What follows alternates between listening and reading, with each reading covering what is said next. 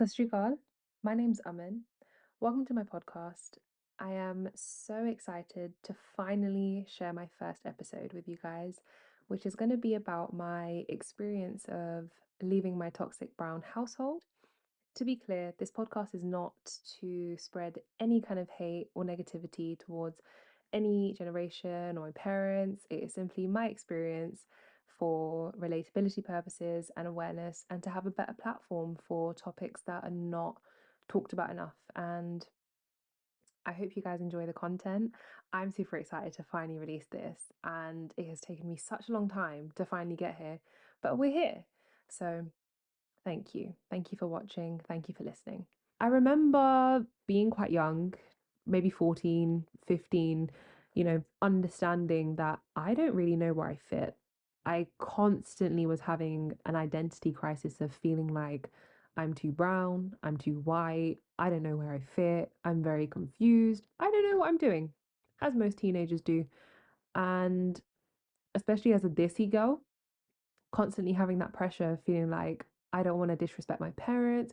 I love my parents, but I also want to have the freedom to hang out with my friends and, you know, just be a typical teenager. It just didn't exist in my household. And as much as I appreciate my parents trying their best, there isn't really a blueprint to parenting. You just try your best as you do. But it really was a difficult time, and looking back now, it's almost like I've dissociated myself from my younger self. So maybe from like 18 to 20, I look back at myself and I can see it in third person, and I just think, oh my God, I wish I could give my younger Amma a hug. And that has happened through healing and journaling and talking about it. And this is exactly why I'm doing this podcast. There needs to be a better platform for Desi people and just people of color to communicate these issues that are not spoken about enough. I remember being in sixth form as well, and just crying my eyes out in the common room one day with my best friend at the time, just being like, oh my God, my parents don't understand me. I feel like there's just a constant battle of always arguing, and I don't feel like I have a space that I can go to and experience peace. It was constantly just go to school, go home, have an argument, go to my room, repeat. And it was very exhausting. And these arguments weren't just small arguments, it was very much, you know, constantly feeling like I'm just being put down. All the time, I was just told, you're a girl, you can't do anything until you get married, you're acting out, you can't see boys, you can't do this, you can't do that. It was like lockdown, but for all those years that I lived at home.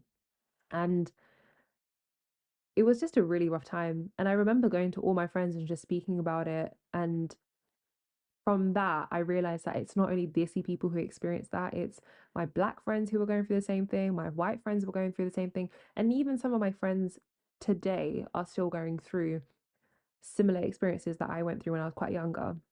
And it really does come from a lack of growth within households, I think. And when I say a lack of growth, what I mean by that is when you're a kid, obviously you grow up in a house, you live with your parents, there's a set of rules that you follow. There's not really that transition or the switch between of like, okay, you're 18 now, if you're still going to live at home, there needs to be some sort of boundaries and, a change in the roles and respect that's going to be received within the house. That just does not happen in Desi households. It's very much you're treated like a child until the day you leave and get married. And that is what I was experiencing. And that is something I had an understanding of when I was quite young. From a very young age, I had already decided, like, nah, that is not going to be my life. I'm way too ambitious for that. I have way too many hopes, dreams, and goals to achieve. And this is one of them.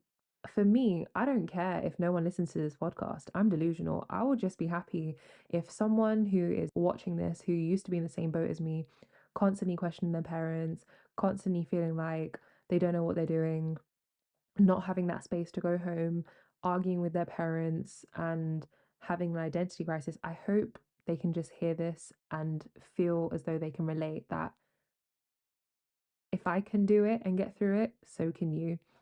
And there is hope. It does get better.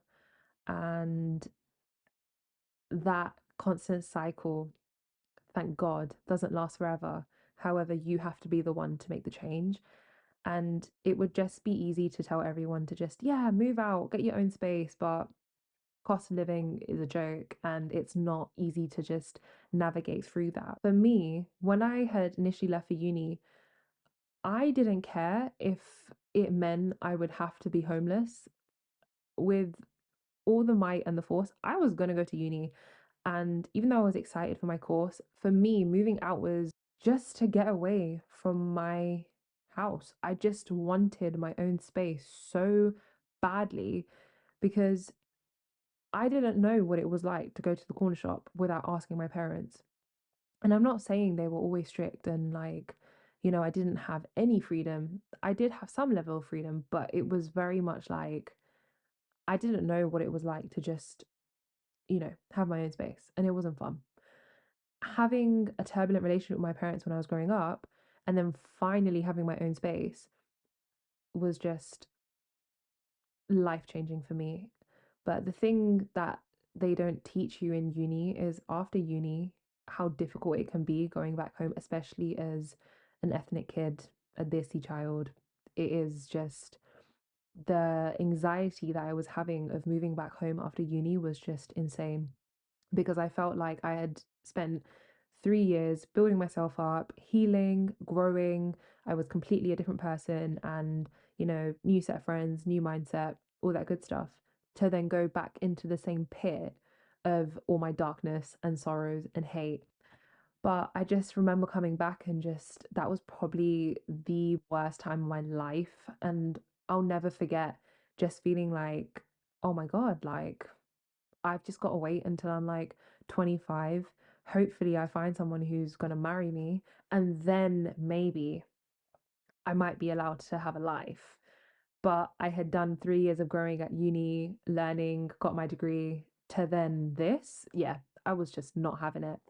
Anyway, in lockdown, luckily, I had got really close to spirituality. I was journaling a lot. I was very focused on moving out and I had saved up quite a bit. So I was able to move out not too far from where I used to live. And I was really lucky. But that just came from like me actively manifesting every single day with my crystals, of course. And when I tell you the amount of journaling I did and the amount of healing I did, like I was so ready to move out. And the thing is, people think that moving out is the difficult bit. It really isn't. For me, it was quite underwhelming. I just literally packed my stuff. And at that point, I wasn't speaking to my parents. Like, they had just had enough of it. They were super emotional, understandably. But I was just ready to leave. And I remember the day I was moving out, me and my friends at the time, we got all my stuff, put it on a van, and the whole move out process was just it was chaotic, but it worked out in the end. But the hardest bit was actually the months after that, which was actually processing my whole experience of what had just happened, the years of emotional abuse from my society, my household, the things I went through personally, and just having to sit there in your own space and actually digesting that is a lot harder than moving out. That's the exciting bit, but it's definitely not easy. I wish the advice I could give to everyone would just be like, yeah, move out, it's super easy. It's not. Cost of living is expensive, moving out is expensive, but I would rather pay money in rent and have peace than live at home. And that's no shade to my parents. Like, I love my parents, and our relationship is the best it has ever been. And I cherish them. And I'm so proud of how far we've come. But at the same time, it's like I've lived out for so many years by myself that I cannot imagine a life of waking up and someone's there. I'm just like, no, I like my own space. The biggest piece of advice I could give someone is to journal. Now, it might not be for everyone, I completely understand that, but having an outlet that allows you to actually sit back and think in your mind, in your soul, to actually just ask yourself, how am I feeling today? Am I hungry? Do I need rest? Whatever it is you need to ask yourself, digest that, give that to yourself. Because if you're not listening to your inside, you're not really giving yourself that time to just slow down and adapt and change and grow and heal.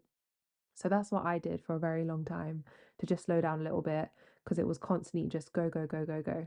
And I think within my household, I think the last few months, which was some of the most difficult times of my life, even when I told my parents that I'm moving out, it was a whole explosion. Like they were not having it.